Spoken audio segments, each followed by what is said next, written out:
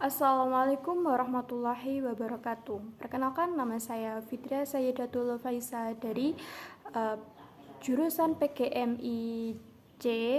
Saya di sini akan menjelaskan apa itu analisis wacana kritis.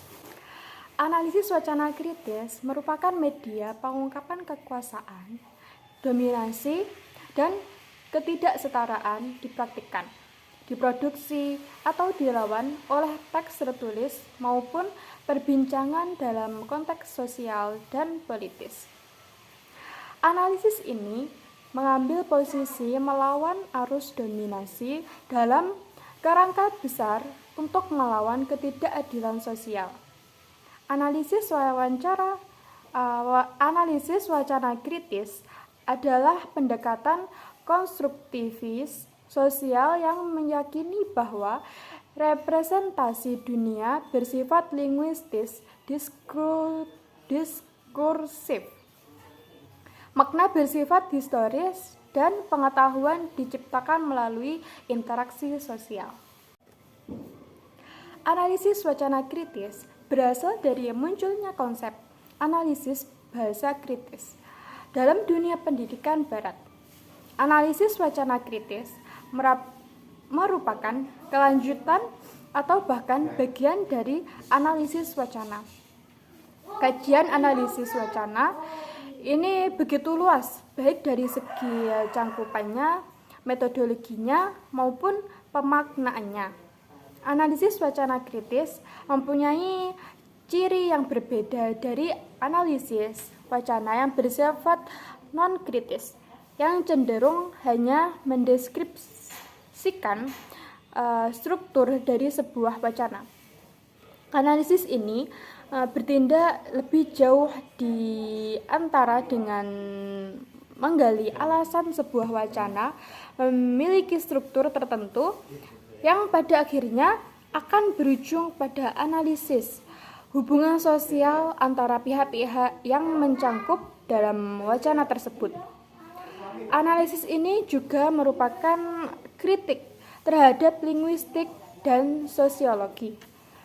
Analisis wacana kritis menyediakan teori dan metode yang bisa digunakan untuk melakukan kajian empiris tentang hubungan-hubungan antara wacana dan perkembangan sosial dan kultural dalam domain-domain sosial yang karakteristiknya itu ada beberapa macam.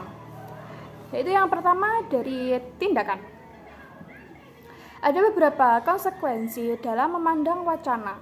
Yang pertama, yaitu wacana dipandang sebagai sesuatu yang bertujuan seperti untuk mempengaruhi, mendebat, membujuk, menyanggah, bereaksi, dan sebagainya. Seseorang berbicara atau menulis mempunyai maksud tertentu, baik besar maupun kecil. Yang kedua, wacana dipahami sebagai sesuatu yang diekspresikan secara sadar, terkontrol, bukan sesuatu yang di luar kendali atau diekspresikan di luar kesadaran. Kedua, yaitu dari segi konteks. Ada beberapa konteks yang penting karena berpengaruh terhadap produksi wacana. Yang pertama, yaitu partisipan wacana, yaitu latar yang memproduksi wacana tersebut, seperti jenis kelamin, umur, pendidikan, kelas sosial, etnis, agama, dan banyak hal yang relevan dalam menggambarkan wacana.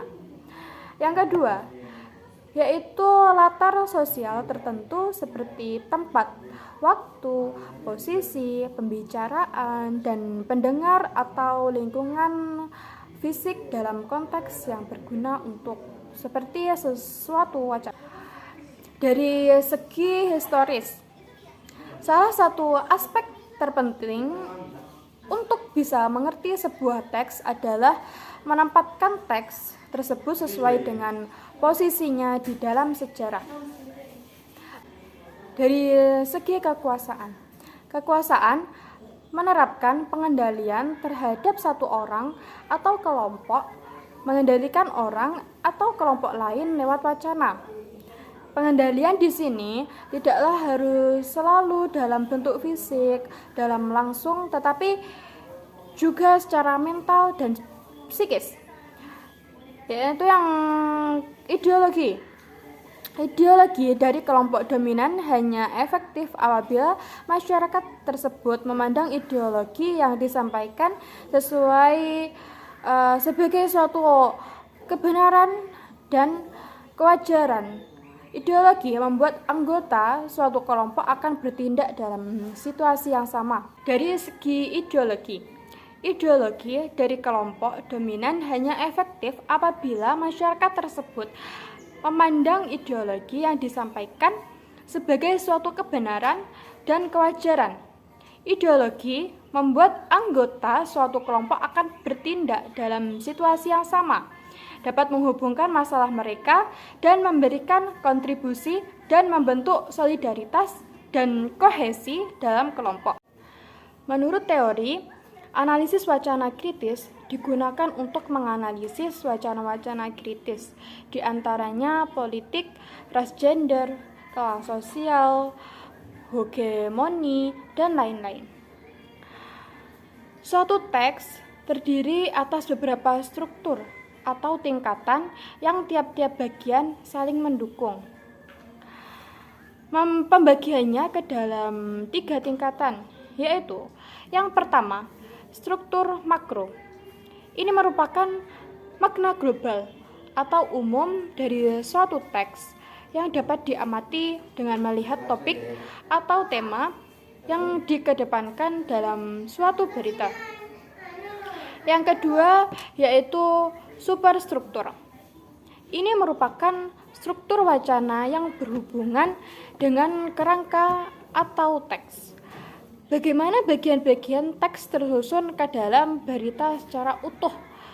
Yang ketiga, struktur mikro adalah makna wacana yang dapat diamati dari berbagai bagian kecil dari suatu teks, yakni kata, kalimat proposisi, anak kalimat, parafrasa, dan gambar-gambar. Mungkin cukup sekian video penjelasan dari saya. Apabila ada kurang lebihnya, saya mohon maaf yang sebesar-besarnya. Akhiran, wassalamualaikum warahmatullahi wabarakatuh. Dipraktikkan, diproduksi, atau dilawan. Dan ketidaksetaraan dipraktikkan dan Ya Allah. Dari segi kekuasaan, membujuk,